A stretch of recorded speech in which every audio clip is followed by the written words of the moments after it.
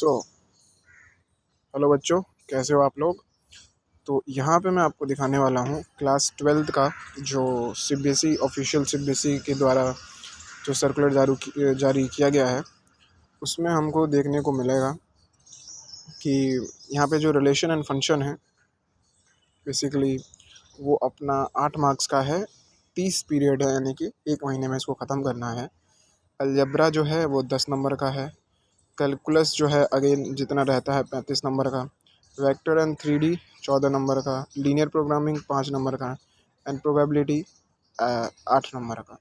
तो यहाँ पे जारी कर दिया गया है 2023 से 2024 के बच्चों के लिए।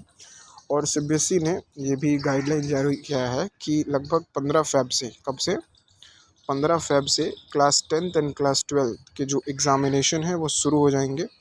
सो बच्चों तैयारी करो अभी से। ऐसा नहीं कहता हूँ कि दिन भर पढ़ो, बट ठीक है, तैयारी करो अभी से ही। यहाँ पे पहले सेक्शन में हम देखेंगे कि जो रिलेशन एंड फंक्शन है बेसिकली, जो रिलेशन एंड फंक्शन है वहाँ पे हमको टाइप्स ऑफ रिलेशन के बारे में पूछा गया है। एंड पिछले साल भी यही पूछा गया था बस, और कुछ नहीं पूछा गया था। यहाँ पे आपका एक्सरसाइज 1.1, यहाँ पे आपका जो एक्सरसाइज है एक्सरसाइज 1.1 एंड 1.2 कवर होता है। बाकी 1.3 आई थिंक नहीं है यहाँ पे। एंड हाँ, अगर आप एनसीईआरटी की नई बुक को फॉलो करते हैं तो आपको उसमें सब कुछ दिख जाएगा। इसी के साथ में हम आगे बढ़ते हैं तो आगे हमको दिखेगा कि इन्वर्स ट्रिग्नोमेट्रिक फंक्शन है, जहाँ पे आपको सिर्फ definition, range, domain, principal value, branch, graph of inverse trigonometry के बारे में पूछा गया है, जो कि अगेन ईजी है, जो कि ऐसा ही पूछा जाता है। एंड रिलेशन एंड फंक्शन, यानी कि इन दोनों चैप्टर को मिला के, कौन से 2 चैप्टर, इन 2 चैप्टर को मिला के, ये इन्वर्स और ये रिलेशन एंड फंक्शन जो है, इन दोनों चैप्टर को मिला के अपना कितना 8 नंबर का है। तो ज़्यादा हार्ड नहीं होता है, ईजी होता है। बट अगेन आप देखोगे कि यहाँ पे टोटल 45 डेज़ का पीरियड है, which is phenomenal. But I don't think so इतना समय लगने वाला है, क्योंकि मुश्किल से ये आपका 15 से 20 दिन में ख़त्म हो जाता है। सो ठीक है, अच्छी बात है ये कि आराम से आपको 8 मार्क्स ईजिली मिल रहा है। ओके, आगे हम बढ़ेंगे तो हमको दिखेगा यहाँ पे, आगे हम यहाँ पे बढ़ेंगे तो हमको दिखेगा matrices, one of the most important chapter, matrices and determinants, उन बच्चों के लिए जो कि मतलब जिनको मैथ्स में थोड़ी प्रॉब्लम होती है। एंड मतलब जिनको मैथ्स अच्छी नहीं लगती है, ले तो लेते हैं लेकिन मैथ्स उतनी अच्छी नहीं लगती है, सिर्फ पासिंग पासिंग ले पढ़ते हैं। सो जो इस शुरू के 4 चैप्टर हैं, तो जो ये शुरू के 4 चैप्टर्स हैं यहाँ पे जो हम देख रहे हैं, relation, function, inverse, matrices and determinants, one of the most important chapter उनके लिए। एंड आप देखोगे कि लगभग कितने मार्क्स का उनको मिलता है। तो अलजब्रा और ये मिला के 18 मार्क्स का हो जाता है ऐसे ही। तो अगर कोई अच्छे से पढ़ के जाता है relation, function, inverse trigonometric, matrices और डिटर्मिनेंट्स, तो आसानी से पास हो सकता है वो। अगर हम देखें कि मैट्रिसेस में हमको क्या दिया गया है, तो हमको देखने को मिलेगा यहाँ पे कि बेसिकली मैट्रिसेस में हमको दिया गया है कॉन्सेप्ट, नोटेशन, ऑर्डर, इक्वालिटी। मतलब कि इसमें लगभग लगभग सारी ही चीज़ें दी गई हैं मैट्रिसेस में। एंड अगेन डिटर्मिनेंट में भी सभी कुछ चीज़ें दी गई हैं, तो पढ़ के जाना इम्पोर्टेंट है। इसी के साथ में हम जैसे आगे बढ़ते हैं तो हमको दिखता है calculus, one of the toughest part. Toughest नहीं बोलूँगा, मतलब जिसको इजी लगता है उसके लिए इजी रहता है, बट जिसको हार्ड लगता है उसके लिए हार्ड रहता है। जहाँ पे हमको पता चलेगा calculus, continuity, differentiability, application of derivative.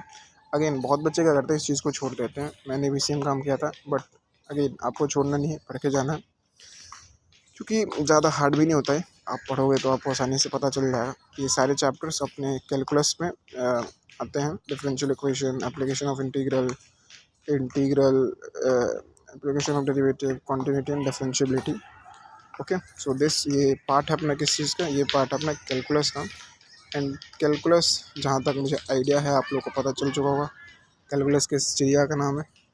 ठीक है, ओके। सो चलिए हम आगे बढ़ते हैं। एंड आगे हम देखेंगे अब वेक्टर इन 3 डायमेंशनल। अगेन जैसा कि मैं आपको बताया था कि जो वो चैप्टर है रिलेशन, फंक्शन या ट्रिग्नोमेट्रिक फंक्शन या मैट्रिसेस या डिटर्मिनेंट, तो जैसे मैं आपको बताया गया कि जो चैप्टर्स हैं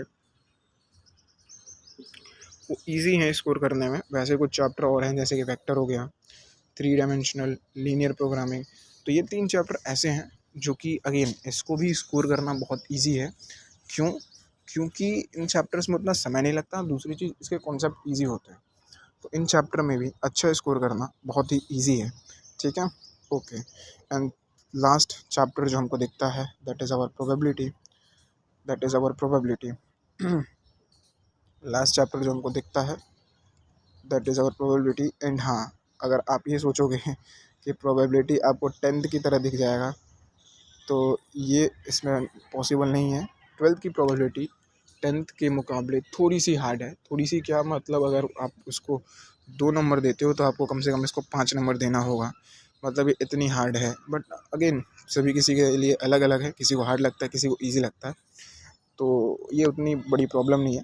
बट हाँ, मैं आपको एक बार फिर से गिनवा देना चाहता हूँ कि लगभग कितने नंबर में आप कितने नंबर के ईजी चैप्टर है जिसमें आप पास हो सकते हो। तो अगर मैं यहाँ पे आपको बताऊँ तो आपको यहाँ पे दिख रहा होगा linear programming which is 5 marks. ठीक है, फिर आपको दिख रहा होगा यहाँ पे vector and three dimensional 14 marks, algebra 10 and relation function 8 के, यानी कि 8 number plus 10 number plus 14 marks plus 5 marks. तो कितना हो गया ये? 8 और 10 18, 18 5 23, 23 और सॉरी 18 5 23, 23 और 10 35 और 4 37, यानी कि टोटल 37 मार्क्स का तो आप यहीं से गेन कर लोगे। अब ये मैंने ऐसा क्यों बताया भाई? अभी तो शुरुआत है, अभी आप जितना चाहो उतना कर सकते हो। तो देखो, ये बताने के पीछे मेरा जो रीज़न है वो ये है कि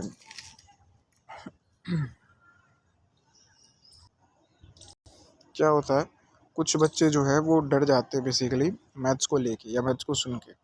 तो मैं बताना चाहूँगा जो 37 मार्क्स है वो आपको ईजिली मिल सकते हैं, यानी ईजी चैप्टर्स है ये। और आप थोड़ी सी मेहनत करते हो तो आप इतना स्कोर कर सकते हो।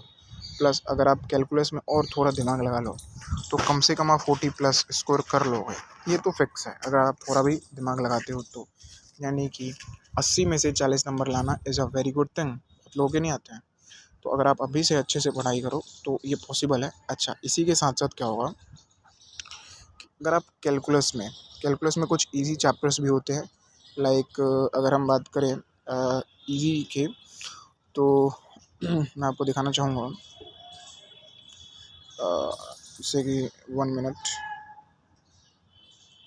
अगर मैं यहाँ पे बात करूँ एप्लीकेशन ऑफ डेरिवेटिव में, फर्स्ट एक्सरसाइज इजी होता है जहाँ पे हम आपको ऑर्डर एंड डिग्री के बारे में पूछी जाती है। इंटीग्रल्स के पहले और दूसरा एक्सरसाइज इजी होता है। Application of integrals again easy chapter है, सिर्फ एक फॉर्मूला लगता है, बाकी सब हो जाता है। बाकी थोड़ी सी अंडरस्टैंडिंग चाहिए इसमें। डिफरेंशियल इक्वेशन के पहले एक्सरसाइज इजी है। हाँ सॉरी, मैं यहाँ पे ऑर्डर एंड डिग्री बता रहा था एप्लीकेशन ऑफ डेरिवेटिव में, बट ये यहाँ नहीं होता है, सॉरी, ये डिफरेंशियल इक्वेशन में होता है। तो अगेन इजी चैप्टर है। एप्लीकेशन ऑफ डेरिवेटिव भी आपको इजी लगेगा अगर एक कॉन्सेप्ट आप समझ जाते हो तो। हाँ, continuity and differentiability is a मतलब थोड़ा सा कह सकते हैं हार्ड चैप्टर है, बट ये पेपर में मुश्किल से 4 से 5 नंबर का आता है। सो उतना इफेक्ट नहीं होना चाहिए आपके पेपर। बट हाँ, अगेन अगर मैं बताऊँ ये 35 नंबर का है तो यहाँ से कोई भी अगर ठीक ठाक पढ़े, मतलब एक एवरेज बच्चे की मैं बात कर रहा हूँ, तो 20 नंबर वो स्कोर कर सकता है।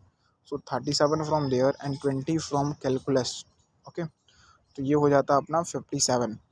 एंड अगर मैं मान के चलता हूँ कि आपको 19 नंबर मिलते हैं प्रैक्टिकल में, सो अगेन ये कितना हो जाता है 9 7 16 576 नंबर, वकीन which is a good number for average student. यहाँ पे मैं बात कर रहा हूँ एवरेज स्टूडेंट की। अगर कोई ये वीडियो एक ऐसा इंसान देख रहा है जो कि टॉपर है, सो वो इससे बहुत ऊपर कर सकता है एंड वो 100 भी स्कोर कर सकता है। वो कैसे करेगा मैं इसके ऊपर वीडियो ज़रूर लाऊंगा, लेकिन तब तक ये मैं एवरेज बच्चों के लिए बता रहा था, या वो बच्चे जिनको मैथ से डर लगता है। तब तक गाइस आप पढ़ते रहिए। एंड हाँ, मैं आपको अभी और चीज़ें कुछ बताना चाहता हूँ, जैसे कि, कि जो अब की बार का पेपर है उसमें क्या हिसाब रहने वाला है। तो ये पहले से ही बता रखी है अपनी सीबीएसई कि ये जो 55 नंबर का होगा वो बुक से क्वेश्चन आएंगे, मतलब 55 नंबर के क्वेश्चन जो होंगे वो डायरेक्टली बुक से होंगे। जहाँ पे आप बुक से कोई क्वेश्चन पढ़े होंगे, देखे होंगे, समझे होंगे, वो सब होंगे। एंड देन 45 नंबर का यहाँ पे आप देख रहे होंगे, सॉरी 2 मिनट, आप यहाँ पे देख रहे होंगे कि 45 नंबर का है, 45 नंबर का 20 और 25, रुको, ये आप देख रहे होंगे यहाँ पे कि 45 नंबर का है, 25 + 20 45 नंबर का जो क्वेश्चन है वो बाहर से आएगा। यानी कि बाहर के कॉन्सेप्ट, देखो कॉन्सेप्ट बाहर के नहीं होते हैं, कॉन्सेप्ट सारे एनसीईआरटी के होते हैं, बट अगेन क्वेश्चन वो कहीं से भी उठा के दे सकते हैं, कॉन्सेप्ट सेम रहेगा। तो अगर आपने सिर्फ क्वेश्चन नहीं रटा है, कॉन्सेप्ट को समझा है, तो आपके लिए कोई बहुत बड़ी बात नहीं होगी। सो मैं बताना चाहता था 55 मार्क्स तो आपके बुक से आएंगे एंड 45 मार्क्स जो बचा वो आपको बाहर के क्वेश्चन मिलेंगे, केस बेस्ड स्टडी मिलेगा, एनालाइज करने के लिए मिलेगा, आपके अंडरस्टैंडिंग पे मिलेगा कि कितना आपने चीज़ों को समझा है। देखो जैसे कि क्रिएटिंग याद रखा है, इवेल्यूटिंग, एनालाइजिंग, ये सब चीज़ें हैं। बाकी अप्लाइंग आप कितना सॉल्व प्रॉब्लम्स कर पा रहे हो न्यू सिचुएशंस में, तो ये सब चीज़ें हैं। अगर हम आगे जाएँ तो हमको बुक दिखेगा कौन सी बुक हमको प्रिस्क्राइब की गई है बेसिकली एनसीईआरटी के द्वारा, सीबीएसई के द्वारा। तो सीबीएसई ने कहा है कि क्लास 12 के लिए आपको एनसीईआरटी पब्लिकेशन पढ़ना है। दूसरा आपको कौन सा पढ़ना होगा, आपको यहाँ पे पढ़ना होगा मैथमेटिक्स एग्जाम्पलर। तो अगर आप सिर्फ 2 बुक पढ़ते हो तो आप अच्छा स्कोर कर सकते हो, और ये जो बुक है वो प्रिस्क्राइब किया गया है सीबीएसई के द्वारा, तो आप इसमें रिलायबल हो सकते हो। प्लस मैं और भी तरीके बताऊँगा जिससे आप अच्छा स्कोर कर पाओ। जैसे कि एक पेपर स्कोर करने का जो अच्छा तरीका होता है मैं बताऊँगा, बट तब तक के लिए वीडियो बहुत ज़्यादा लंबी हो जाएगी। अब चलो, थैंक यू। बाकी इस वीडियो को सब्सक्राइब कर देना, लाइक कर देना, और अपने एक ऐसे किसी फ्रेंड के साथ शेयर कर देना जिसको इस वीडियो की काफ़ी ज़रूरत हो, जिसको ये सब चीज़ें ना पता हो। ओके, सो चलो बच्चों, थैंक यू, मिलते हैं जल्दी ही।